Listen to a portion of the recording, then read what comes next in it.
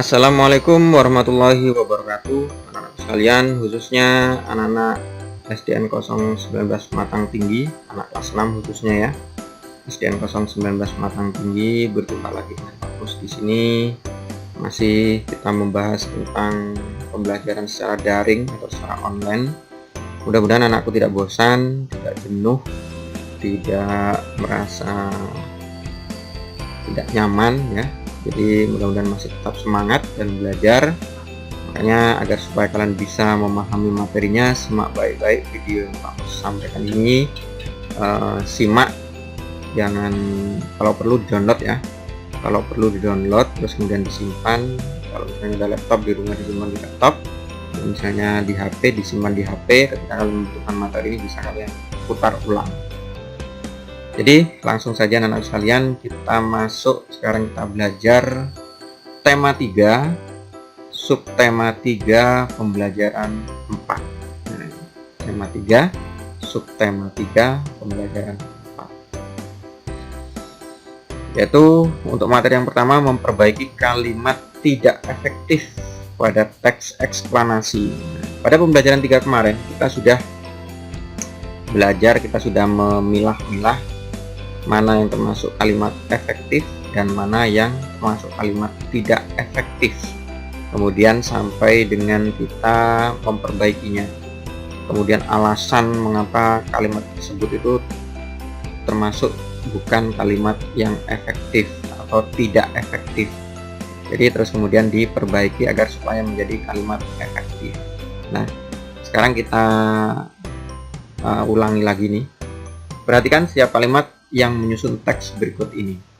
Jadi kita amati, ini ada satu cerita ya yang berjudul lampu, atau teks eksplanasi yang berjudul lampu lalu lintas. Lampu lalu lintas, semua orang pasti mengenal lampu lalu lintas. Kita sudah sering melihat lampu lalu lintas di jalan. Lampu lalu lintas terdiri atas 3 warna-warna, yaitu merah, kuning, dan hijau. Biasanya kita dapat menemukan lampu lalu lintas di persimpangan jalan. Lampu lalu lintas diciptakan oleh Gareth Augustus Morgan.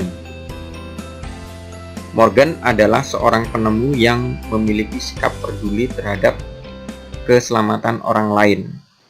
Ia terpanggil untuk menciptakan sistem lampu lalu lintas. Ia melihat banyak kecelakaan yang terjadi antara mobil dan kereta kuda. Morgan tidak ingin kejadian tersebut terus terjadi.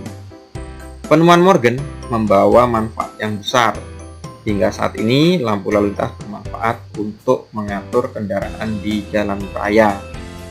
Lampu lalu lintas juga menyelamatkan pengguna jalan dari kecelakaan. Tanpa lampu lalu lintas, arus kendaraan di jalan raya akan ramai dan tidak teratur. Jadi kalau kita amati di sini ya, kalau kita amati setiap kalimat yang menyusun teks berikut ini, ada yang masih menggunakan kosakata tidak baku.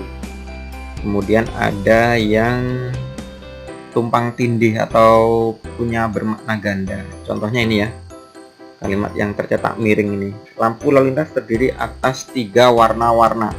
Sudah 3 warna-warna, yaitu ini tidak efektif. Kemudian Morgan adalah seorang penemu yang memiliki sikap peduli. Nah, peduli ini bukan kata baku tadi ya, terhadap keselamatan orang lain. Ia terpanggil untuk menciptakan sistem. Nah, sistem ini bukan kosakata baku juga. Nah, di sini ada lagi yang tercetak miring. Tanpa lampu lalu lintas, arus kendaraan di jalan raya akan ramai dan tidak teratur. Nah, ramai ini bukan kosakata baku. Baik, kita simak di sini. Kita perbaiki kosakata tidak baku dan kalimat tidak efektif dengan menggunakan tabel berikut. Nah, tadi ada peduli ya. Peduli itu merupakan kosakata tidak baku. Sistem juga tidak baku, rame juga tidak baku. Jadi kosakata bakunya dari peduli adalah peduli. Kosakata bakunya dari sistem adalah sistem. kosakata bakunya dari rame adalah ramai. Nah, sekarang kita perbaiki kalimat yang tidak efektif tadi menjadi kalimat efektif. Nah, ya, yang tercetak miring tadi nih. Lampu lalu lintas terdiri atas 3 warna-warna, yaitu merah, kuning, dan hijau. Mengapa kok disebut kalimat tidak efektif? Karena dia menggunakan kata-kata yang bermakna sama dalam satu kalimat. Kata 3 dan warna-warna bermakna lebih dari satu warna. Jadi yang dimaksud 3 itu pasti lebih dari satu, apalagi kalau kita menyebut warna-warna. Jadi kalau kita perbaiki menjadi seperti ini agar menjadi kalimat efektif.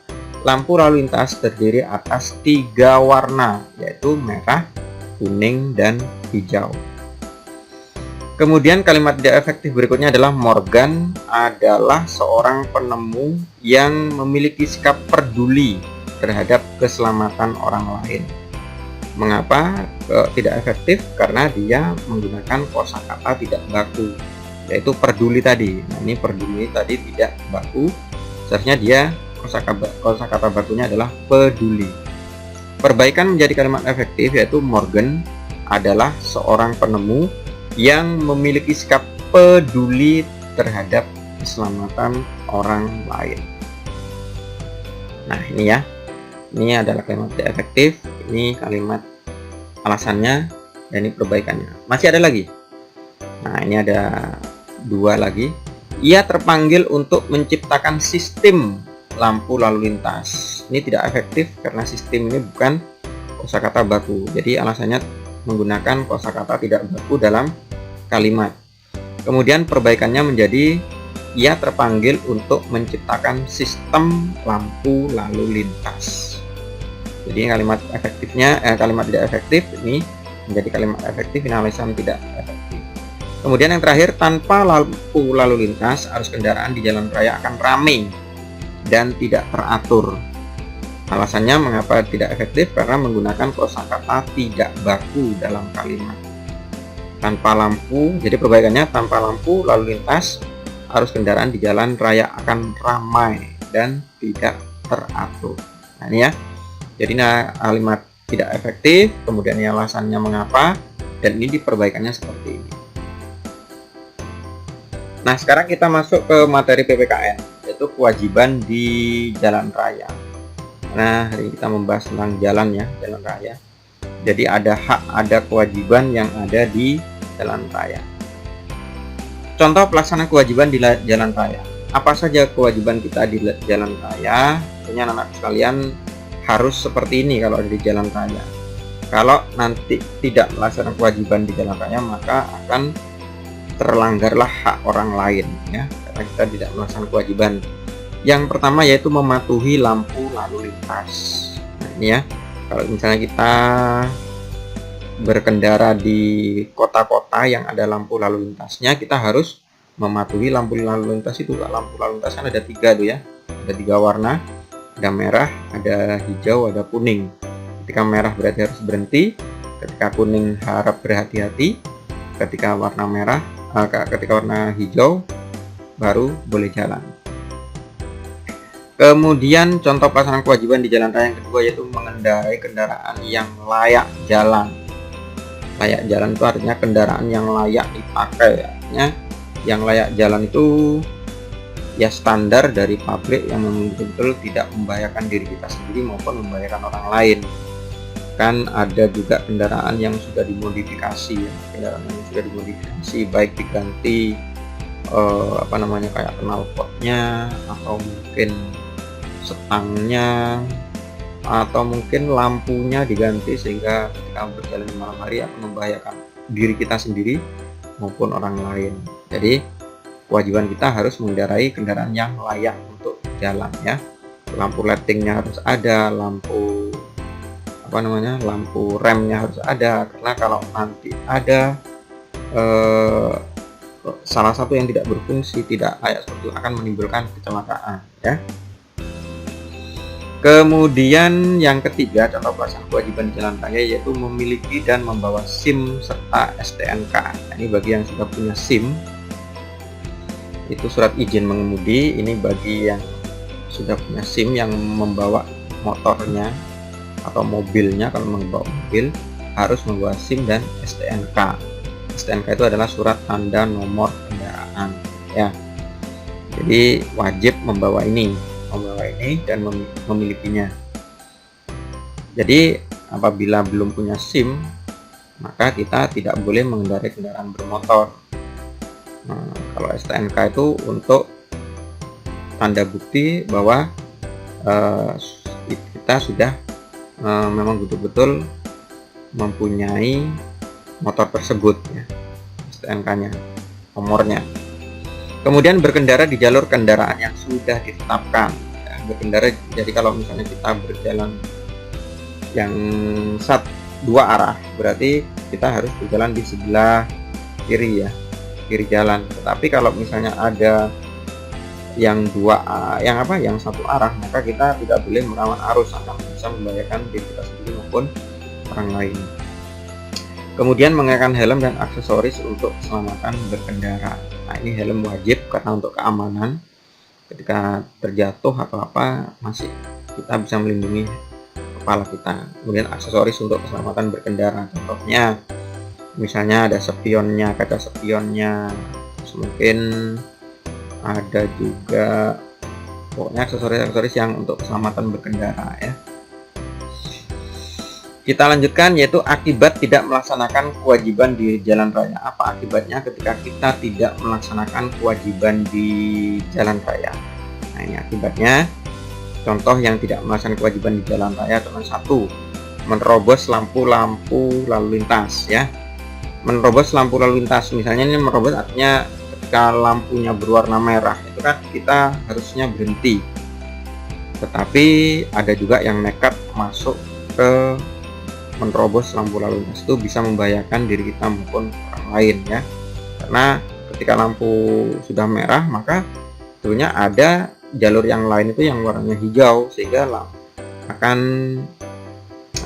dari arah yang lain itu akan ada kendaraan dari arah yang lain, sehingga ketika kita menerobos lampu itu maka bisa jadi akan timbul benturan dengan arus yang lain, maka bisa menimbulkan kecelakaan.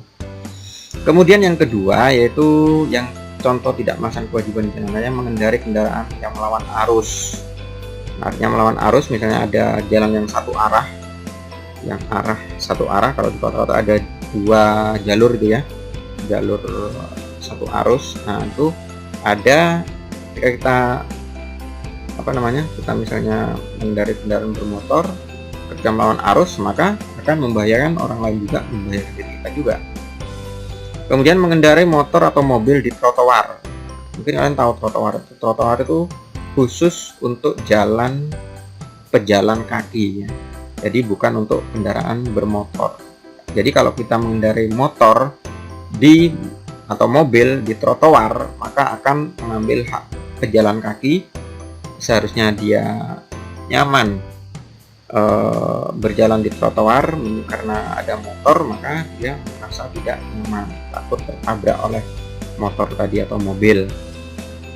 Kemudian mendahului kendaraan lain di jalan yang menikung. Nah, ini kan ketika jalan belok kita tidak boleh mendahului kendaraan lain karena akan berbahaya ya.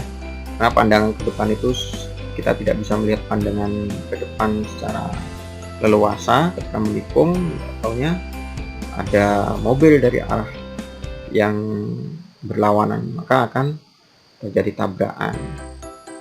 Kemudian berbelok atau berbalik arah di tempat yang tidak seharusnya. Ya, ada rambu-rambu yang melarang untuk berbalik arah, maka kita tidak boleh berbalik arah ya. Jadi nyari rambu-rambu yang diperbolehkan untuk berbalik arah. Nah, akibatnya tidak melaksanakan kewajiban di jalan raya, yang pertama mendapatkan sanksi. Ini ada sanksi, contohnya kalau misalnya ada polisi jalan raya, maka ada sanksi yang namanya sanksi itu berupa sanksi tilang. Ya, sanksi tilang, denda ya. Kemudian bisa menyebabkan kemacetan kalau melawan arus tadi ya. Kemudian bisa menyebabkan kecelakaan kalau misalnya mengendarai kendaraan bermotor di trotoar tadi. Kalau misalnya ada pejalan kaki kehilangan haknya tadi yang saya sampaikan, trotoar tadi pejalan kaki kan kehilangan haknya. Hilangnya rasa aman dan nyaman di jalan raya ya. Jadi ketika yang tidak melaksanakan kewajiban di jalan raya maka akan merasa hilang rasa aman dan nyaman di jalan. Sekarang kita coba belajar memahami arti rambu lalu lintas. Jadi anak-anakku sekalian, mungkin kalau kita jalan-jalan di kota besar atau meskipun tidak di kota ya, di jalan lintas itu biasanya ada rambu lalu lintas. Rambu lalu lintas itu adalah kode-kode tertentu yang harus dipahami oleh pengguna jalan ya, karena di situ ada kode-kodenya, ada simbol-simbolnya di situ yang itu menandakan kita harus memahami, mengerti apa yang dimaksud dari rambu tersebut. Nah, kita coba simak satu persatu di sini ya. Ini maksudnya gambar ada rambu yang lintas yaitu stop berwarna merah nih ya. Artinya nih rambu larangan berjalan terus. Jadi tidak boleh berjalan terus, ini harus stop. Kemudian artinya apa? Dilarang berjalan terus, wajib berhenti sesaat dan meneruskan perjalanan setelah mendapatkan informasi aman dari lalu lintas di arah lain. Ini biasanya rambu seperti ini dibawa oleh Pak Polisi ya, atau mungkin yang mengatur jalan itu ada tiangnya. Itu ada, kalau misalnya diacungkan stop berarti kita harus stop ya. Kalau misalnya kita diturunkan rambu stop tadi maka bisa kita lanjutkan perjalanan ini. Kemudian ada gambar segitiga nih, ada gambar segitiga terbalik. Nah, ini namanya rambu larangan berjalan terus. Biasanya ini ada di di belakang bak mobil ini biasanya ada. Dilarang berjalan terus karena wajib memberi prioritas kepada arus lalu lintas dari arah yang diberi prioritas. Atau mungkin di jalan raya pun ada juga seperti ini. Nah, ini contohnya dilarang berjalan terus karena wajib memberi prioritas pada arus lalu lintas dari arah yang diberi prioritas. Kemudian ada tanda X ini ya. Rambu larangan berjalan terus. Dilarang berjalan terus pada persilangan sebidang lintasan kereta api jalur tunggal, wajib berhenti sesaat untuk mendapatkan kepastian aman. Ini ada di lintasan kereta api ya, lintasan kereta api sebelum kita masuk ke lintasan kereta api ada seperti ini, tanda seperti ini. Ini tidak boleh berjalan terus. Masih ada lagi, ada lambang sepeda motor, kemudian di lingkaran kasih tanda silang merah. Nah, ini rambu larangan masuk, dilarang masuk atau lewat bagi kendaraan bermotor roda 2. Ini berarti tidak boleh masuk, yaitu kendaraan roda 2 sini. Misalnya di sini ada jalan tol kan tidak boleh dilewati oleh kendaraan roda 2, dia khusus roda 4. Jadi ada rambu seperti ini. Kemudian ada rambut bertuliskan Yogyakarta, ada tanda panahnya. Nah, ini namanya rambu pendahulu petunjuk jurusan. Petunjuk jurusan untuk yang dinyatakan arah untuk mencapai suatu tempat keluar dari jalan tol. Nah, kalau di jalan tol ketika ada rambu seperti ini berarti ada di depan kita itu yang arah ke sana itu menunjukkan ke arah Yogyakarta. Nah, ini ada lambang tempat tidur, kemudian ada palang merahnya. Nah, ini rambu petunjuk lokasi, berarti ada di situ ada lokasi rumah sakit ya. Kemudian ada penunjuk arahnya ini yaitu Dieng 10 km. Berarti ketika berjalan ke arah kanan sana ada Diengnya, wisata Dieng, yaitu berjarak 10 km ya. Rambu petunjuk jurusan itu petunjuk jurusan daerah wisata Dieng dengan jarak 10 km. Kemudian di sini ada orang melangkah warna kuning, rambu peringatan fasilitas penyeberangan. Jadi petunjuk adanya banyak lalu lintas berjalan kaki menunjukkan fasilitas penyeberangan. Biasanya di zebra cross ada seperti ini ya, zebra cross itu yang untuk menyeberang orang. Masih ada lagi. Nah, ini ada rambu seperti ini. Nah, ini untuk putar balik ini biasanya di dua arah ya, double way. Kalau ada rambu seperti ini adalah kalau misalnya kita memutar, diperbolehkan untuk memutar yaitu nama rambunya itu rambu petunjuk lokasi putar balik, artinya petunjuk tempat untuk melakukan putar balik, boleh untuk putar balik. Kemudian rambu perintah belok. Ini ada rambu perintah belok, misalnya di persimpangan, nah harus berbelok ke kanan ya, menunjukkan maka pengguna jalan harus mengikuti arah perintah, yaitu belok ke kanan.